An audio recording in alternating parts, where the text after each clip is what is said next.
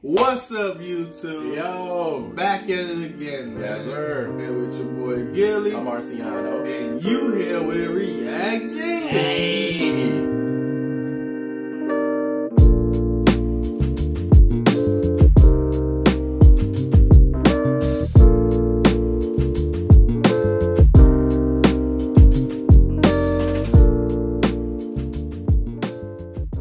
Here to bring you some Genius Reactions. Yes, sir. And today, we got something new for y'all, man.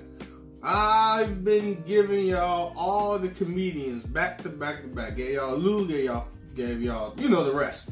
One person. I be on a roll until I lose it, don't I? I be having hella confidence, and then after that one person, you like, oh, fuck. Oh, man, the nerves get to me. But, yeah, man, consistently, y'all, everything else, I just want to bring y'all something new. This one is a top 10, maybe. Don't know how many is in there. But it's a cartoons you shouldn't watch in front of your kids. You know what I mean? Don't know how many cartoons they're going to show us. Hope it ain't too long, because then y'all won't get it. But, appreciate y'all sitting through this, man. Hopefully y'all had a good time. And if you did, go ahead and hit that like and subscribe. Yes, sir. Go ahead and hit that like and subscribe, and we really appreciate it. But we ain't gonna hold y'all a little longer. We're gonna hop right into it, man. And we hope y'all enjoy. Animation isn't always meant for children. Sometimes it can get pretty dark, scandalous, and violent. But which of these works are among the most important to keep from impressionable eyes? Well, we're here to tell you about the cartoons you should never watch in front of your kids. Hey, let's see if you remember this movie. It's roughly 30 years old and takes place in a world inhabited by live-action humans and animated cartoon characters. Much of it takes place in a stylized, somewhat seedy vision of America in the 1940s, a world full of private detectives, small-time hustlers, and gorgeous dames concealing complex agendas. Tension seethes between the humans and the cartoons, and a reckoning is imminent. Luckily, an unlikely partnership between two people from both sides emerges, and the day is saved for human and cartoon alike. It's gotta be Who Framed Roger Rabbit, right? Wrong! We're talking about Cool World, which, despite its many similarities to the 1988 Disney classic, is distinguished by one massive difference. It is very much not for kids. Though it too tells the story of a down-on-his-luck dude inhabiting an animated landscape, the titular Cool World tempts him with all manner of R-rated debauchery, most prominently in the form of femme fatale Holly Wood. She longs to become a live-action Noid, a process she accomplishes by sleeping with our human protagonist. You might think Jessica Rabbit was raunchy, but she has nothing on Holly, a character who wants to become human, in large part to experience what human women feel when they do it with a man. If you're looking to share a groundbreaking fusion of live action and animation with your kids, stick to the denizens of Toontown, even with Jessica Rabbit's sordid games of patty cake. You can't talk about superheroes without talking about Stan Lee. Enough said. As Marvel's main man, he oversaw the creation of household names like Spider-Man, Black Panther, and the Hulk. He reshaped the tone of the entire genre, and he lived to see the transition of his characters from the page to the screen dozens of times over and became a pop culture icon in his own right. Of course, like any creator, not everything he made reached such heights of success. Sure, you've heard of the Fantastic Four, but you're probably less acquainted with later work like Hero Man, Romeo and Juliet, The War, or The Guardian Project, a team of superheroes based on hockey teams. Yet omnipresent or obscure, a Stan Lee creation can generally be depended upon to entertain fans of all ages, right? Well, not when it comes to Stripperella, a Spike TV cartoon that debuted in 2003. The Pamela Anderson-helmed series is about as far from family-friendly as it gets. It stars Erotica Jones. Yes, really, an exotic dancer who moonlights as a superhero. Only 13 episodes were made before it got canceled, probably because the world wasn't ready for a show that combined Stan Lee, Fabio, Mark Hamill, and Pamela Anderson. The years have seen Adult Swim throw all sorts of animated weirdness at the wall just to see what sticks. There are outright success stories with shows like Rick and Morty, The Venture Brothers, and other series that have made millions, changed the culture, and inspired imitators. And then there are the series like Moral Orel, a strange and sordid show that's impossible to imagine airing anywhere but within Adult Swim's sheltering embrace. A stop-motion series from the mid-2000s, Moral Orel is a parody of the Christian stop-motion series Davy and Goliath, and a devastating deconstruction of mid-century Americana. Orel, our wide-eyed hero, is the sort of kid that just wants to do right by God and grow up to be like his dad. But 3 seasons worth of dysfunction reveal that nothing in the seemingly pious town of Moralton is as it seems. His father drinks to stifle his disillusionment with life. His mother cleans obsessively to avoid having to parent. His pastor has lost all faith in God's love. Though this isn't, at heart, a hopeless story, Orel is even glimpsed as an adult, having healed from his family's abuse. It's an unsparingly bleak look at the cost of conformity. But how long does it actually take for love to fade? Oh, quicker than you think, kid. Quicker than you think. In this light, the purpose of the show's kid-friendly aesthetic becomes clear. Every moment of darkness is also a moment of exquisite tension between form and content. Its juxtaposition at its most precise. Just make sure to keep the box set on the highest shelf. Cleopatra, Abraham Lincoln, and JFK walk into an American high school. But this isn't the setup to a truly bizarre joke, it's the premise of the cult classic Clone High, co-created for a single-season run back in 2002 by Phil Lord and Christopher Miller. The team better known today for the Lego Movie and Spider-Man Into the Spider-Verse. Set in the fictional town of Exclamation, Clone High follows the traumas, triumphs, and many very special lessons a group of teens who happen to be the clones of famous historical figures endure. As you might expect, they're part of a shadowy government experiment, but that matters a whole lot less than anti-drug assemblies, winter proms, and student elections. Ask not what your student body president can do for you. Ask what you can do to your student body president's body. Clone High's genius lies in its embrace of contrast. The clones, of course, struggle mightily to live up to their outsized reputations, as aware as the audience is of just how unimpressive they are when set beside their ancestors. But the central tension comes to fruition most deliciously in the show's commitment to parodying teen soaps.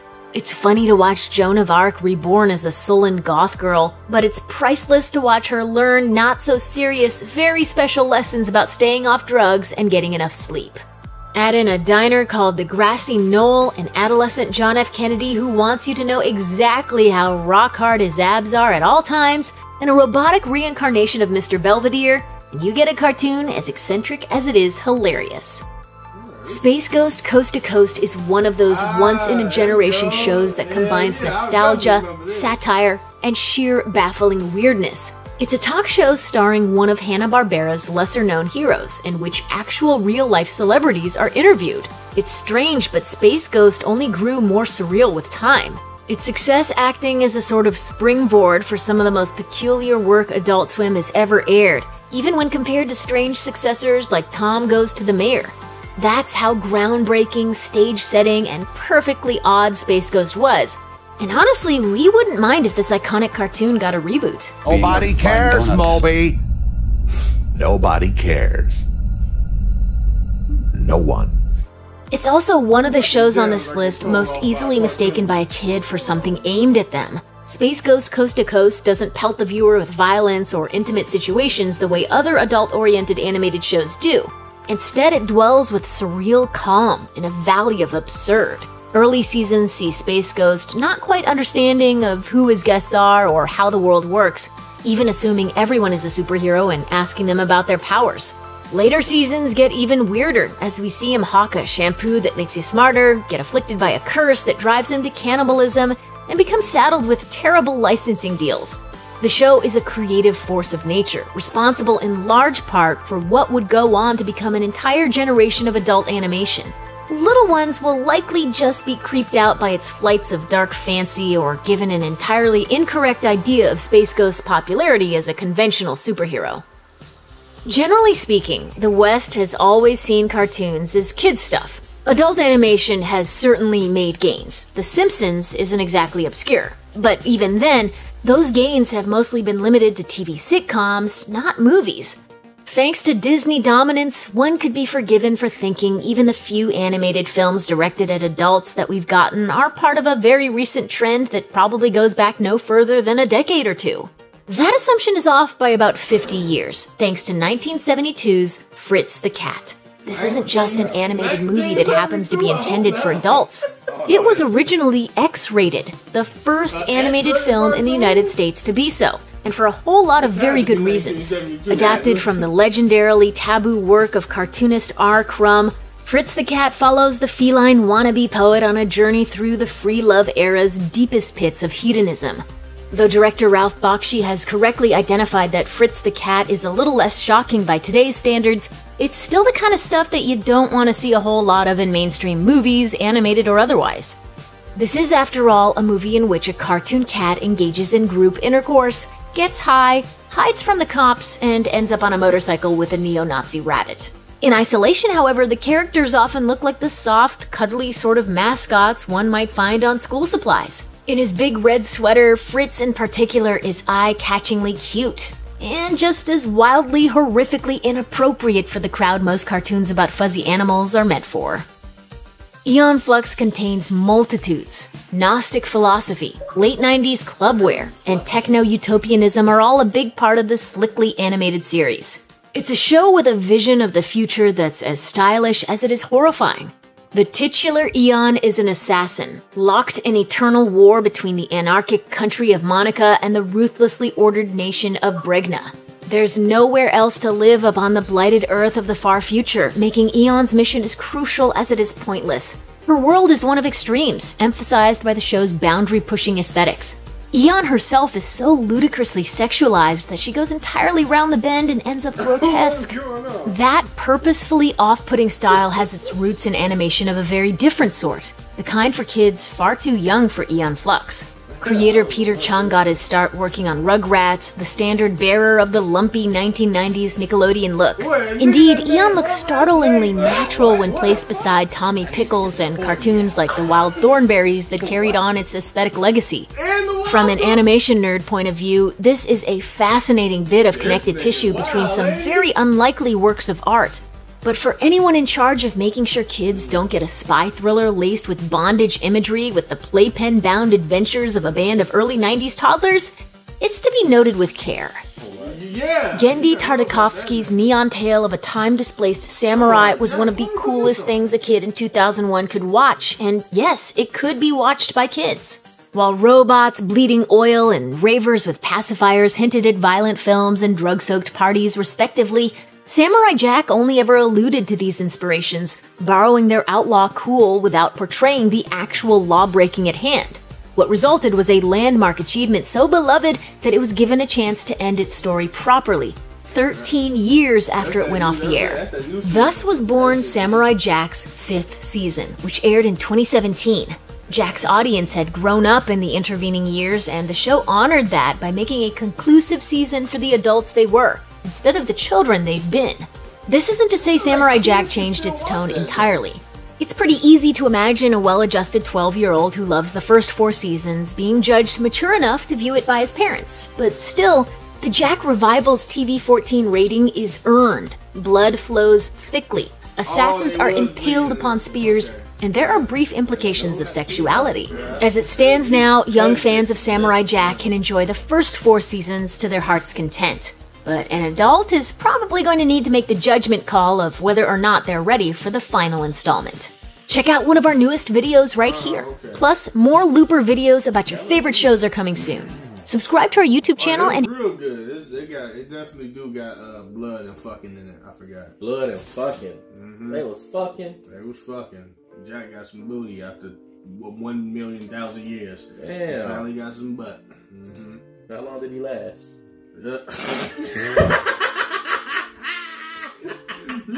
You know that scene faded out and came back in. He was dressing up like woo. So my guess not that long. Okay, that makes sense. My guess not that long, nigga. If I've been chasing some evil nigga for the past 1,000 years, hey, when I bust this, you better be pregnant. And she was too. I bet you. Shut that bitch up. Oh my life. Yeah, that's tight. That's tight. I seen most of these though. Yeah. I think only the one from 1970 something. Never heard of that. Yeah, why would they even put that up here? Yeah, old motherfucker. Yeah, that one. Oh, and the other one before that was the nigga that made the Rugrats. I don't know what the fuck he was doing. Oh yeah, I didn't know what the fuck that was either. Yeah, I never seen that before, so that's crazy. He seen the one from Spike, the stripper one. Yeah, Stripperella.